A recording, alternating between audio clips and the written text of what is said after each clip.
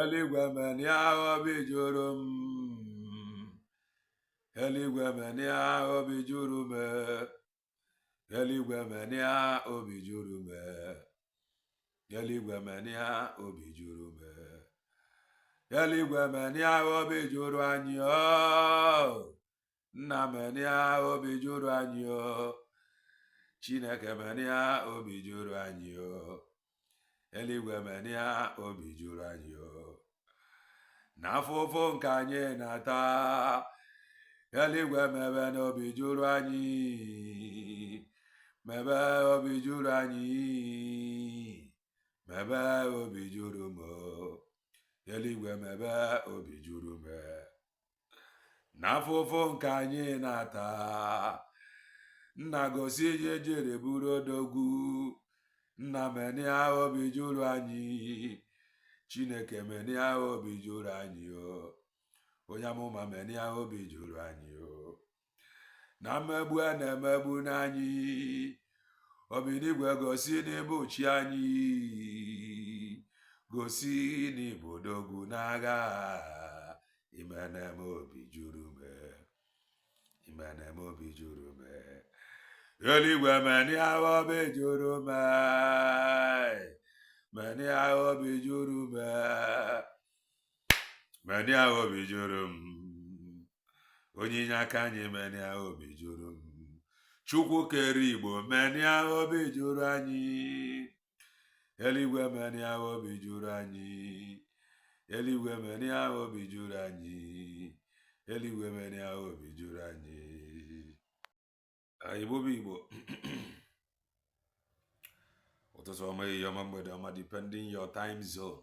Anyị ya dịka echi, maka na echi adịghị agwa agwa ka anyị na-agbaga. Ọ bụrụ na isonyebe, what are you waiting for? Click the like button, subscribe, comment, share. Ife anyị na-egwu na nke ikpeazụ oye erughị ka m na-agbaga ere ya. Anyị na-eme ka ebe bụ common sense. The reason abụọ na ịmara ife ma ọ na anyị ka ga ife wee marụ no ịmụ ife, mana ọ nwere ife ị na-echefu. Ọ maka ife anyị na-echefu ka anyị ji wee bịa ka m na-agba gị.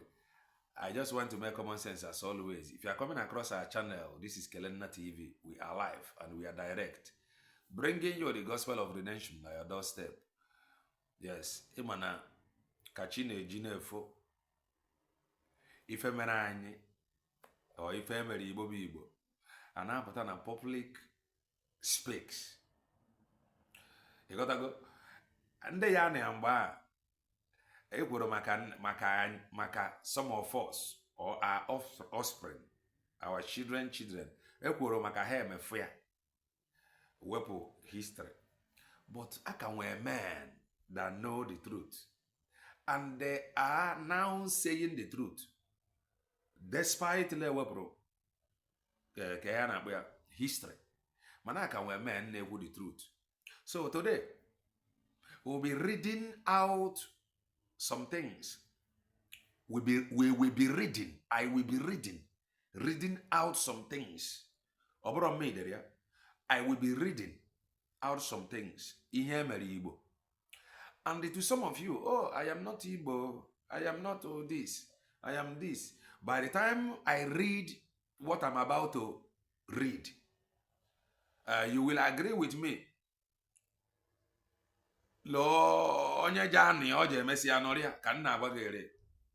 So let me just read. I'll be reading from the S account of our brother and a lawyer, if I'm not mistaken. He's a lawyer. Yes. Malcomlm, Omirhobo. I am reading from his S account. Malcomlm, Omirhobo.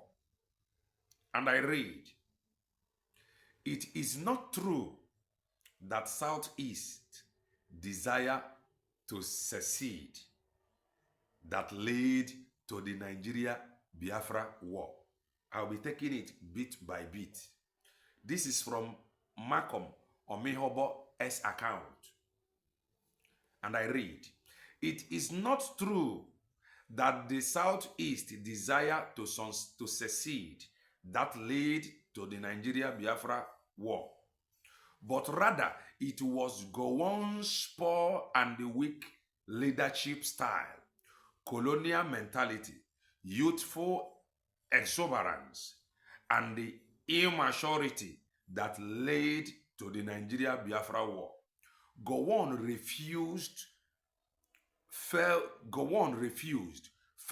and or neglected to stop the senseless killing of the Igbos and their look-alike throughout Nigeria. So when you are saying, I am not an Igbo, I am Niger Delta, a full-grown Ikwere man, according to our brother Asari, no matter what Asari, that is one thing I like about him. He cannot deny being Igbo. But to some of you, onye Ikwere, afia abo krafo, okreke, osigele abo onye Igbo. Igbo onye eri, complete okoko ke Igbo. Mana kwe no ebe ngotara about look alike now. La mbo set ya, you don't have to explain. So look alike, etinye onye Igbo mmalolu, etigi mmalolu. Maka ọ dere ede here. Including look alike. I'm going to take that again. Osege, Gowon refused, failed, and or neglected to stop the senseless killing of the Igbos and their look-alikes throughout Nigeria, especially in the north, by civilians and members of the armed forces. He refused to provide funds to the eastern region government to cater for their injured and displaced Igbos that ran to their homeland for safety from all parts of Nigeria. Gowon, without any good reason, refused the Aburi Accord. For the record, the Igbos fought in self-defense. For the record, Landebanye Rogo in self-defense. And the Obubu Ifrani Bundebanye everywhere. Lobodo bongo. Imala o the tembera de duzo. O mere mgbe ndị be anyị bụla ebe ọ bụla onye be anyị nọ l'obodo bongo, ebe ọ bụla ọ nọ n'obodo bongo, egwu na-atụ ya. O mere mgbe bụla ndị be anyị ebe ọ bụla ọ nọ n'obodo bongo, ọ na-eme business, o nwere ụlọ, o nwere ihe niile, egwu na-atụ ya, ụjọ ọjị ya. I know what I am saying because I have been there. O mere mgbe bụla onye be anyị ebe ọ bụla ọ nọ, it is not so now. Then, what changed? Life changed in like everything changed. I nwere ike man kweta, I nwere ike man like ya. Mana ihe anyị na-agbaga ebo eziokwu nke Chineke. Kemgbe ahụ soro ebata, ndị a na-emegbu ga-emegbu. Egwu ahụ iji were nọrọ lebe ahụ ị nọ. Ndị a na-eme ibu ga-egwu. La atụkwụzi ime ihe egwu. Ha na-atụzi ụjọ ime ihe egwu. Ịmana before o nwere ndị na-eme ibu anyị egwu n'ebe ọbụla anyị na-azụ afịa. You got to go. Now, because of the arrival of Maazị Ekpa Njọkụ, egwu anyị na-atụkwụzi ndị ahụ bịadịla eme ihe anyị egwu mgbe a. Amaghị m Igbo ma dị correct. Egwu na-atụzi ndị na-eme ezi anyị egwu mgbe a. They are now afraid of ime ihe anyị egwu. Not like before. A na-eme ibe anyị egwu anyhow. Ị ga-afụ ọgaji ego. Ofu nwata agboro obodo osuo ya ezigbo aka ntị. Ọgaji ego, ọma nlụ ọgụ, ọma mbụ abụ, ọma nsụ asụ. A na-esurube ọga aka ntị. Mana ọ bụrụzie ebe ụmụnne ya nọ, ọ bụrụ agụ. Mana now, you will hardly see ọgaji ego an importer esuru aka ntị anyhow. Ọlịa ya maọbụ ndebe anyị na-ara ndụ alịa. In fact, dị egwu abego to the point bụla adịghị erizi ụra anyhow. Ihe a bụ ihe nwanne anyị nwoke na-arụ bụ Maazị Ekpa. Kemgbe o siri bịa okwu nwere onwe a, take it to the bank. Onye ọbụla sị gị na la change abatabe. La that fear na-ejide onye Igbo ọbụla n'ebe ọbụla ọ na-azụ ahịa. La kemgbe onye a si wee bata n'okwu nwere onwe a, onye ọbụla ya sị gị na egwu ha drop bụ onye a bụ onye asị, onye a na-asịrị onwe ya asị. Data egwu anyị na-atụzi ndị na-eme ihe anyị egwu mgbe a, maka ihe a na-eme anyị mgbe a bụla onwe ihe iji eme. Ndị nkele kwugbo okwu nwere onwe a before ya nwa, Alada, push me to the wall. I will react, yo. Don't push me, yo. Ele issue press statement. You got to go. And ele emrebe anyị ihe soro ha. Mana kemgbe nwanne ya si wee take over. Ihe egwu ahụ alaala. Ihe egwu ahụ reduce wele. You got to go now. So nwanne anyị nwoke ewere ekwu la nge bụ Okrafọ nke Rivers State sila ịbụ onye Igbo anyị kwutere look-alike gị ebe ala mgbe ahụ la look-alike gị sef na afọ ya na-adịghị arịa na ọ na-eti ya ndụ ya tii ya isi ya ọ ihe nwanne anyị nwoke ala agwa anyị. I am going to read it again and move to another of his write-up. All these things ihe butere ya bụ the birthday or whatever of Gowon. All these histories dị there. Go to his S account. Malcomlm Omirhobo. Go to his S account and read. You gotta go. But one thing about this our brother or our father, he is not consistent. Ya bụ nsogbu nwere with ya nwa. Ọ dịghị consistent. Mana onye gwugwu eziokwu anyị akwanyere ya mana ọ dịghị consistent. He knows this truth to some extent. Mana ya nwere onwe ya kụzini eziokwu a ntụ o si gbatakwuru. So ya ma adịghị consistent. Forget kwa na m agụpụta further, but he is not consistent. Let me read it again and go to another of his write-up because we are following. Ihe anyị na-ekwu bụ ihe dị na media. You got to now, and I'm going to read. It is not true that Southeast desired to secede that led to the Nigeria Biafra War, but rather it was Gowon's poor and weak leadership style, colonial mentality, youthful exuberance, and the immaturity that led to the Nigeria Biafra War. Gowon refused, failed, or neglected to stop the senseless killings of the Igbos and their look-alikes throughout Nigeria, especially in the north, by civilians and the members of the armed forces.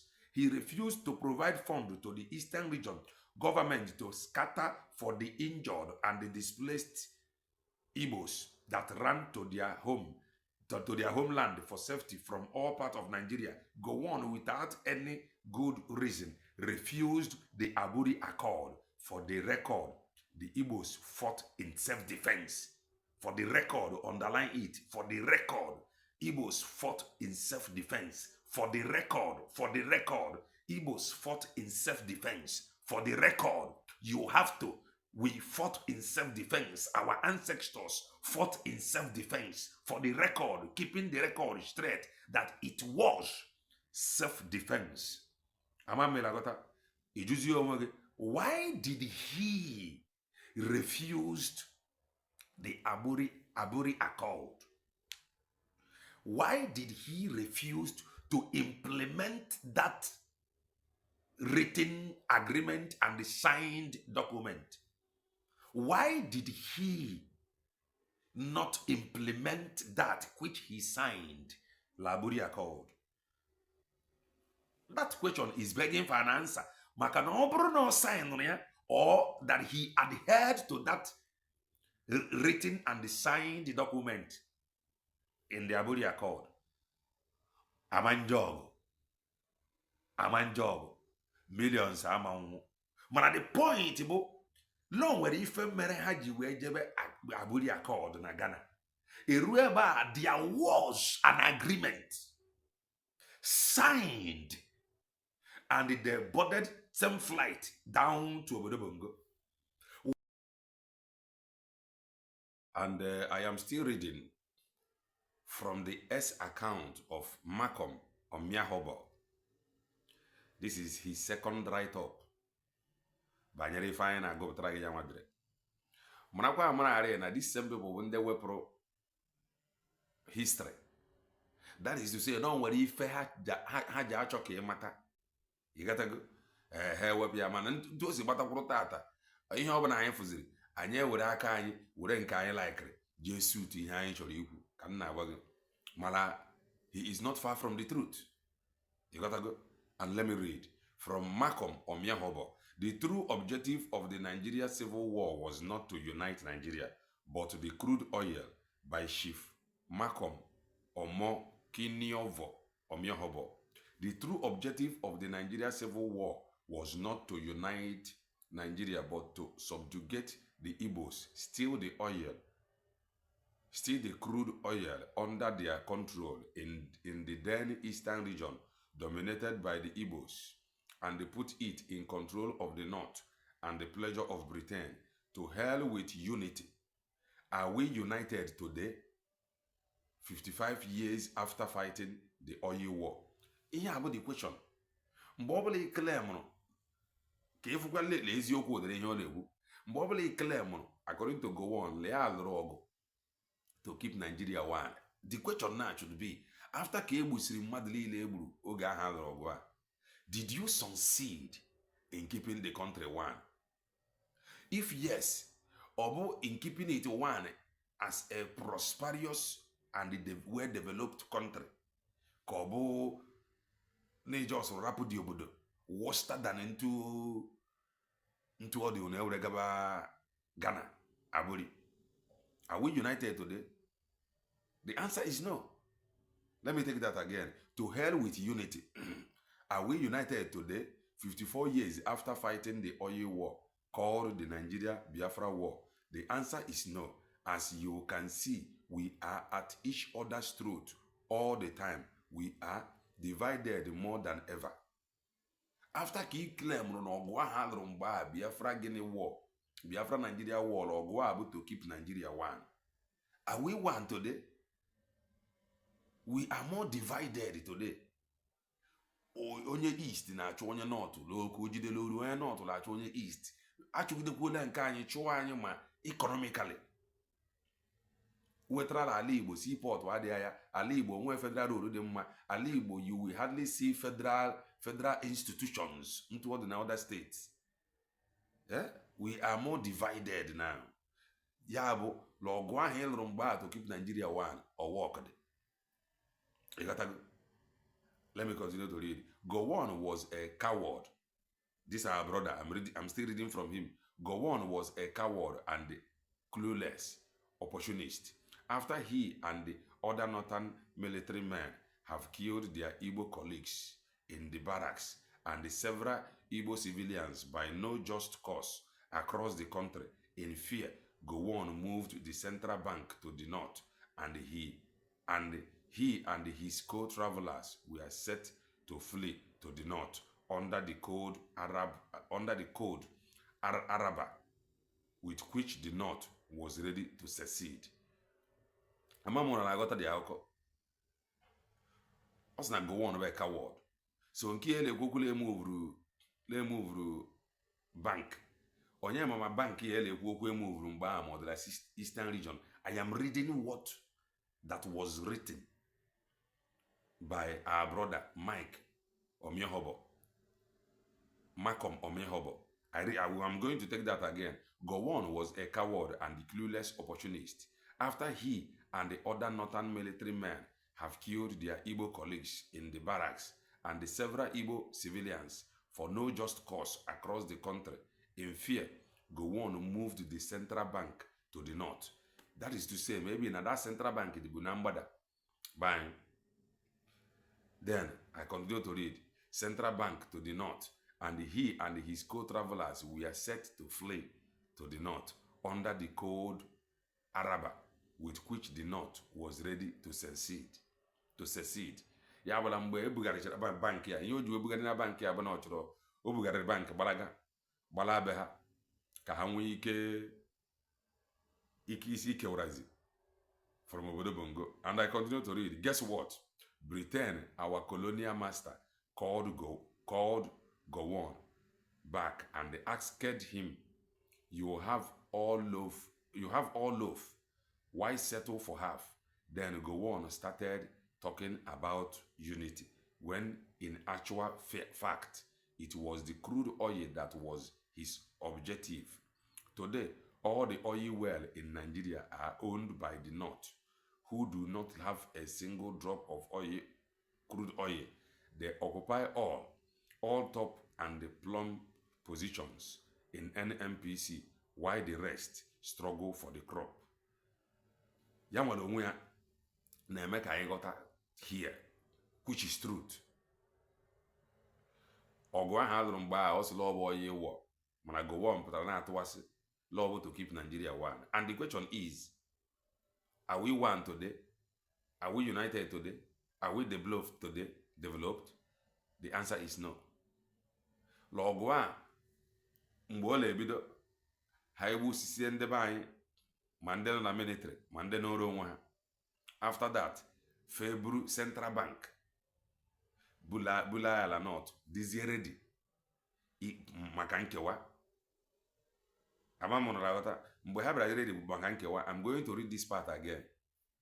mgbe ha bịara dịrị dị maka nkewa, ọ sị gị, guess what? Britain, our colonial masters, called Gowon back and asked him, you have all loaf, why settle for half?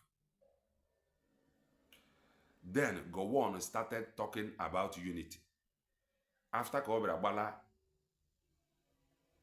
Bulgaria Central Bank gbala ala be ha, dị ready to secede. You got to go. The same ka ha na-akpọ ya colonial masters bụ ndị Britain na-akpọ ya, bụ ya si ala lọji ejigide nwe ihe niile, bread niile a ekwuru ya obodo bụ gas bread, lọji ejigide nwe ihe niile, why o ji ejije were half. Then onye burugoro Central Bank bulu ala be ha la north, dị ready to secede, echigarakwazi ihu kwuo eziokwu, one Nigeria. Let me take that part again. Guess what? Britain, our colonial masters, called Gowon back and asked him, you have all loaves, why settle for half? Then Gowon started talking about unity, when in actual fact, it was the crude oil that was his objective. Today, all the oil wells in Nigeria are owned by the North, who do not have a single drop of crude oil. They occupy all top and the plum position in NNPC, while the rest struggle for the crop. This is from our brother, Malcomlm Omirhobo. Men and women know the truth. You understand? Mana onwe dịkwa ka nna wage. Onwe dị. Ọ kakwu mma ntu o si eme maka maybe la ha nwa chọkwara ka the history ka o repeat a second one nke eji edezi ede permanent. You gotta go. By then edezi akwụkwọ history a elu ya nwere ike hacha ntu a.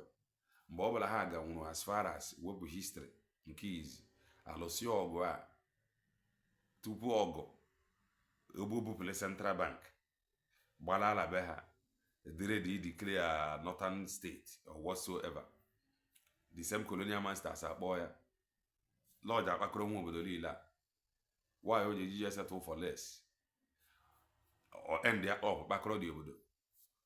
The evidence na ọkpakọrọ dị obodo bụla today mana gị na-ekwu okwu a lọọ yi wel niile dịla mgbadaba anyị lọọ bụ ndị ugwu a bụ ndị ji ya gba m ofu onye ndebe anyị ji oyi wel niile dịla mgbadaba anyị bụ ha nwe ji ya. To further prove to you la ha akpakọrọ everywhere, every top position la NNPC bụ ha nwe ji ya. So that ji egosi gị na ọgụ ahụ alụrụ bụ ọgụ to take control of the mmanụ, ọ bụrụ to develop obodo, ọ bụrụ to make Nigeria one. To make, because you cannot just come lala Igbo na bịara ekwula mmanụ ala ọgụ inwe. So for them to lay hand ka ha nwee ihe ọbụla ji eme ha ejide mmanụ a bụla ha ji ejiderịrị, ha ji adọwa gị n'obodo bongo, weda ma ị chọrọ ya ma ọla ịchọ ya by force. Ya ka mmadụ ji ejije apụta sịgịla ebe a dot in a circle. Ihe eji were kpọọ gị that dot in that circle bụ to make sure that is the forceful nọ that dot. And then gị nwee nọ na that dot forcefully jee weta ha nwee nwe access to the mmanụ, maka ọ bụrụ na ha kpachapụghị na the dot, ị nwere ike lụsobe ha ọgụ ka ha hapụrụ gị mmanụ. Mana you must be forced to be in that dot. Even nke niile ele-ekwu okwu nwere onwe ha chọọ ịma, ha pụtakwasị gị that the unity is settled, sacrosanct and sealed. Dot in a circle. Unity is settled, sealed, sacrosanct. Ihe niile abụ to make sure la that dot, la that unity ahụ eji achọ laying ya by force. And ịnọrọ ha ya by force, ha enwenwu access to the mmanụ, maka ha kpachapụ gị ji agwa gị na unity gị alọ isetụrụ ọlịa iji agbaba ha mgbe echi ha hapụrụ gị mmanụ. Mana this unity bụ forceful unity. The unity is targeted toward ihodu ijide the mmanụ, ọ bụrụ idevelop the obodo.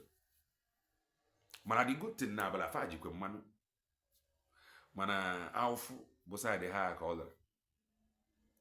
And the good thing na ọ nwere ebe ngụpụtara asị gị na Gowon lekwu mgbe journalist la-ajụ ya maka gorilla warfare.